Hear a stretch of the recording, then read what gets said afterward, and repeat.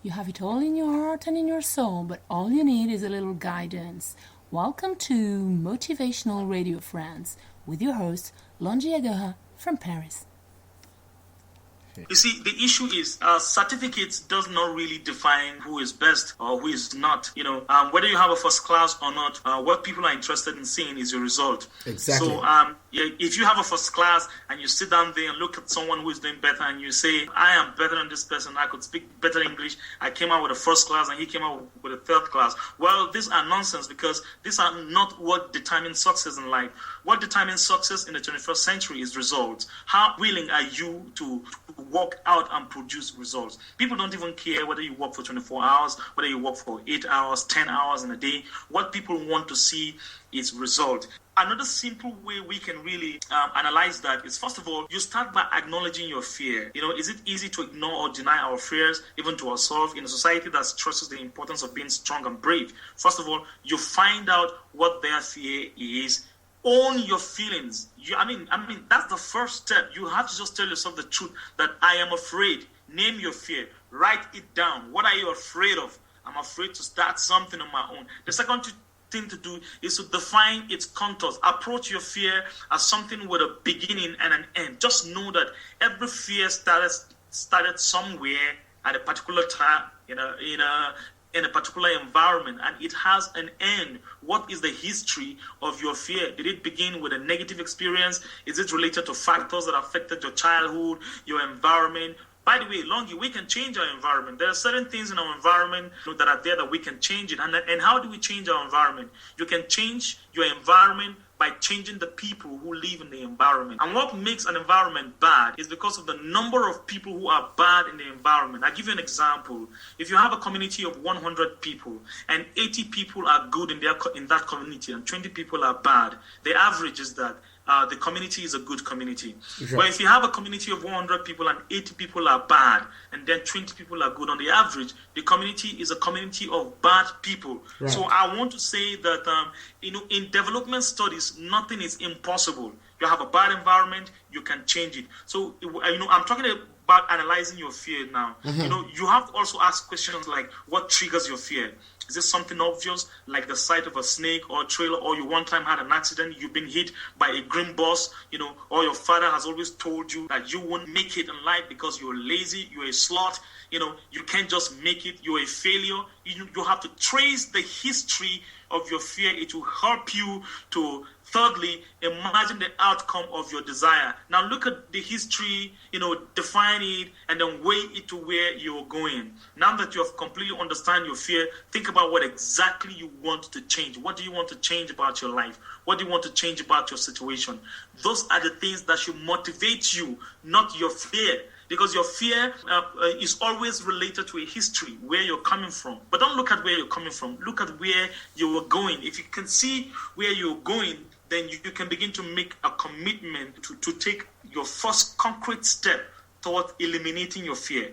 If your fear is height, you might want to be able to go on a hiking trip with your neighbor who is not afraid of height.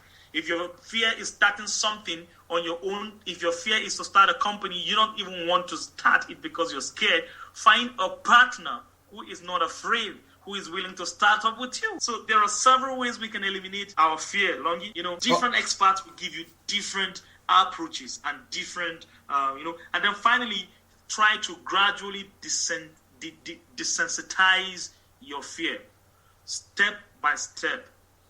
By taking the steps that will take you out of that fear. And what are those steps? Steps of doing what you want to do. Yeah, that's it.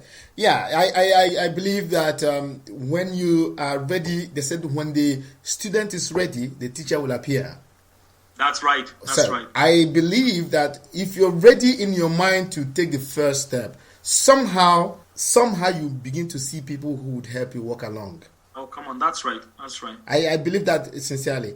The problem is that sometimes we are not ready in our head and our mind. And so when we are not ready, we begin to find opportunities that do not exist or they don't exist. Right. The opportunities are there, just that you have not made up your mind. So those opportunities will not appear. They said opportunities are hidden in workloads.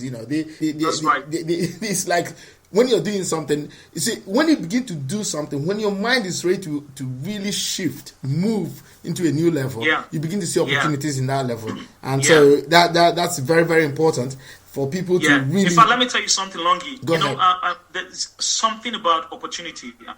Swet Martin Orison said, weak men wait for opportunities, but strong men create opportunities. Exactly. The best men, says E.H. Chapin, are not those who have waited for chances, but who have taken them. Those who have besieged the chances, those who have conquered the chances and made chances the servitor.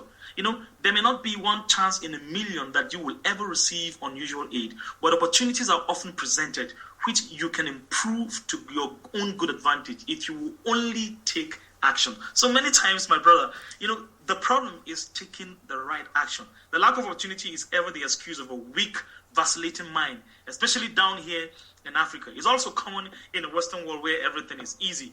Every life is full of opportunity. Every lesson in school or college is an opportunity. Every examination is a chance in life. Every patient is an opportunity. Every newspaper article is an opportunity. Every problem in your society is an opportunity. Anyone that comes across your way every day, every moment is an opportunity. You have an opportunity to talk with someone like I'm talking to you right now. It's also an opportunity that you can tap from. So opportunity abounds. Let's open our eyes to see them. We have no reason not to change Africa. We have no reason not to be self-employed. There's no reason for you to walk with your certificate in a brown envelope, knocking on government doors, applying for one application or the other, waiting for 4 or 5 years. It amazes me, Longi, that here in Nigeria especially, you have graduates who will tell you, I've graduated 8 years ago and I've been looking for a job and there's still no job. That sounds crazy. And for me, that sounds, first of all, like someone who cannot even employ himself. So if you can't employ yourself, how do you think someone else will employ you? You see, Samuel, I think we both agree that the major problem is that first, there's one thing I believe very, very much. The school system is wrong. Correct. The school system is wrong. The school does not prepare anybody for self-employment. That's really, right. I tell you, because when you go into the school, they give you all sorts of information, which very, very good. You get the information. But I believe that one of the best things anybody can learn from a school is how to defeat fear. That's right. That's right. Believe that. Because even if you have 1,000 certificates, if you are afraid, you will not do anything with it. You won't do anything with it. You're right. So do you understand that? So, and there's no school anywhere on this planet that teaches you how to defeat fear. No, there's no school like that. Okay. So the question is, it itself, this is why people like us are very important to the society in the sense that, okay, we are afraid, okay, but in spite of our fear, we act. Yes, in spite of our fears, we act. And because you can't tell me you are not afraid of one thing or the other, Samuel, you can't say that. Oh, I am. Okay? I am. But in spite of those fears, in spite of the fear, you still move. Okay? That's right. Just like me. And sometimes I'm afraid of one or two things. But I do not allow the fears to defeat me. It was Susan Jeffers who said, feel the fear, but do it anyway. That's right. That's right. Okay, so that's where I am not very happy with the school system. They give you all sorts of information and knowledge, okay, but the overriding one should be how to fight fear. Because now, sorry to interrupt, but let me tell you something.